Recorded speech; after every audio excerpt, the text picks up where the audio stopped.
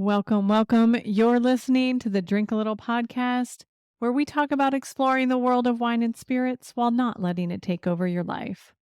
My name is Kelly Doherty. I'm a joyful child of God and a certified life coach. I'm also a wine educator and a wine and spirits brand designer. I'll show you how to navigate your relationship with alcohol and how that mindset spills over into the rest of your life. We'll learn about the world of wine and spirits together, all while bolstering your confidence that you can have boundaries around alcohol and live your most amazing life. This is episode 10, Amarone, Amore. And falling in love with Italian wine is possibly the easiest thing to do. So let's get to it. Today, we are going to do a little tasting and explore the 2018 Amorone della Valpolicella from Luigi Righetti. And this has to win for the longest wine name. But we'll find out how this wine leads us into a discussion on dopamine, urges for wine, and savoring what you've got.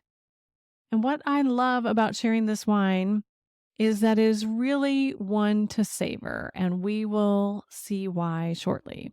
But before I began studying wines, I had heard of this word Amarone. And for some reason, I thought it was a sweet wine because I was having in my brain somewhere amaretto and amarula, the cordials, and those words I had confused with Amarone. And so I'm here to straighten that out for myself today and taste it with you guys in Amore and Amarone. That's Amore. Spoiler alert, it is not a sweet wine. And how they make this wine is they harvest the grapes in September. This is a very special process. They let them dry on mats until like January or February. And what's happening during that period of time is the water is evaporating out of them, almost raisining them on the mats. And with those fruit flavors and sugar being concentrated because that water is taken out. And this doesn't mean that ends up being a sweet wine necessarily, because this one does go through a full fermentation where all the sugars are used up. But what it does mean is that it's a dry wine with that high sugar level that created a high alcohol level. This is 14.5% alcohol, and other Amarones could get well above 15%. These are really prized grapes and they're delicately treated. And I'm excited about this one because it's run by a family winery that's been making Amarone since 1909. So we are really in for a treat. And I'm going to give this one a swirl and a taste. Okay. This really has almost like a brown buttered raisin to me, like a black cherry, but very, very bright. Complex, like a lot of things are coming up, which really makes sense because of how those flavors were developed by laying out in those mats for so long. There's a rich leathery character to it, and juicy cherries and prunes in the good way, has a lingering aftertaste.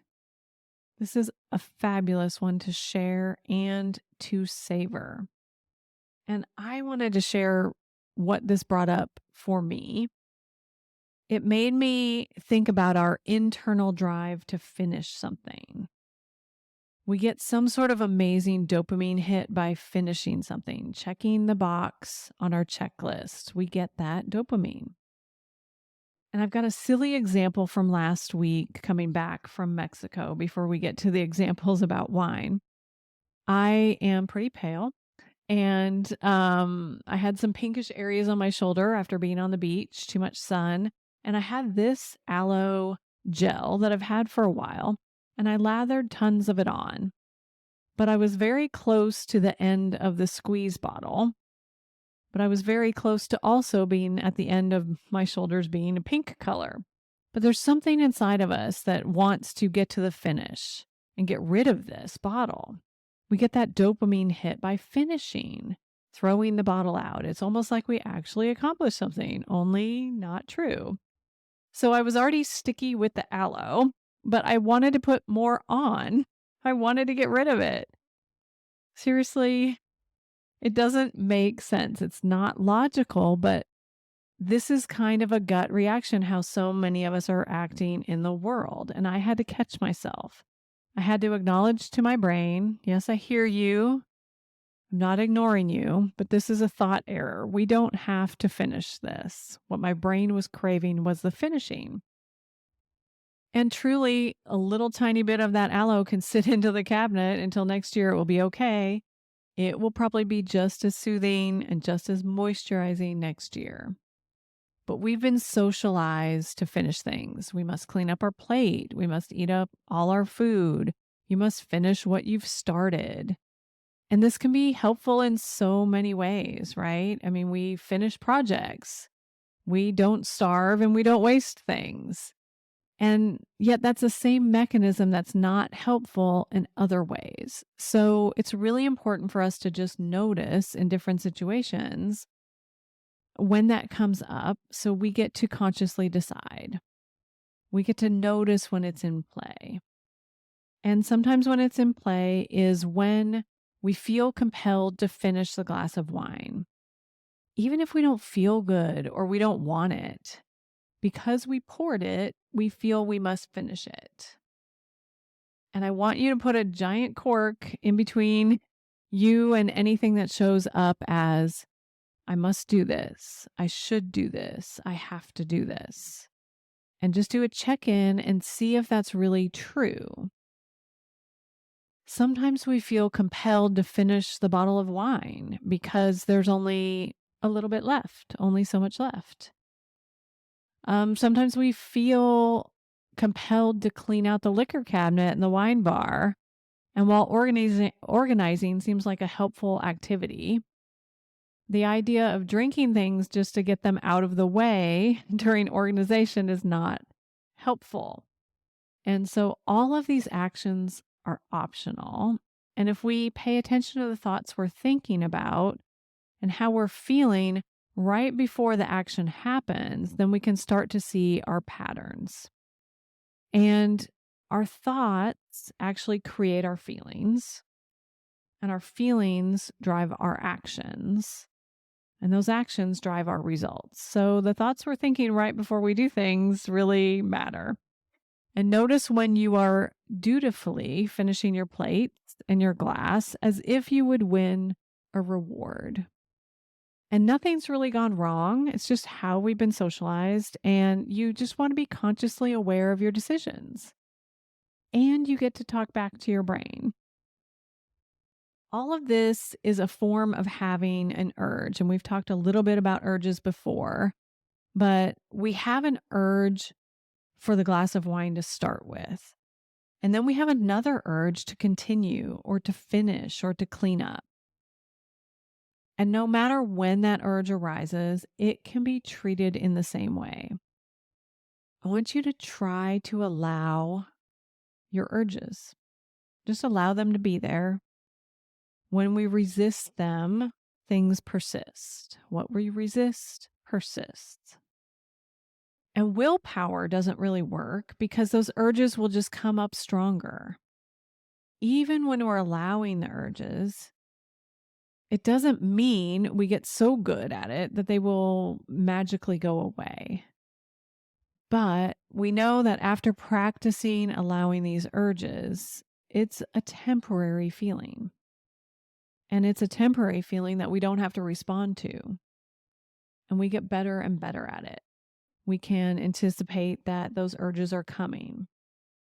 No need to pretend like they shouldn't be there. They're there for a reason. And that urge is a physical feeling in your body, but knowing that that physical feeling will pass. You don't have to deny it. And it might come right back in the beginning, and allow it again. Allow that urge, allow the desire to be there without reacting to it or pushing it away. And we still might have the urge to have that glass of wine. And that's okay. That's totally normal. We get to choose whether we will respond to it or not. When I talk to a lot of people, they're almost acting as if they're fighting themselves and they're not winning. So this is just a tool so you can get to the point where you're winning and you're not fighting yourself. And when you get more comfortable and relaxed with knowing that urges will be there and that they're not an emergency that has to be fixed, that's when you can actually relax. That's when you have space to savor what you're consuming. You could relax into the flavors and the aromas of this beautiful Amarone. Let them dance on your tongue. Notice how they change with each sip. Notice how they evolve after the bottle has been open for a while. And when we're no longer trying to check the box of get relaxed, then we're open up to check the box, finish the glass, get to the next glass. That's where the actual relaxation comes in. That's where the freedom actually is. When we don't have to get to the finish. We could just enjoy where we are right now, whether we finish it or not. And we are quickly at the finish of the podcast. And while the finish or the aftertaste in wine language on this Amarone is long and elegant and amazing, there is nothing that says we have to finish the bottle or even the glass. Even if it's already poured, you can still pass. And that's what I have for you this week, my friends. Next week, we are tasting a Chenin Blanc from South Africa, one of my favorite wine regions. I will see you next Tuesday. And if you're working on these urges, and this is some of the most important work you can do, you want to take that work to a deeper level. I do have a one-on-one coaching program tailored to your needs, where we cover how to stop over drinking, how to love yourself for all the right reasons, and emotional well-being. Go to kellydoherty.com/cheers to learn more. That's KELLYDOHERTY /cheers. I'll see you next week.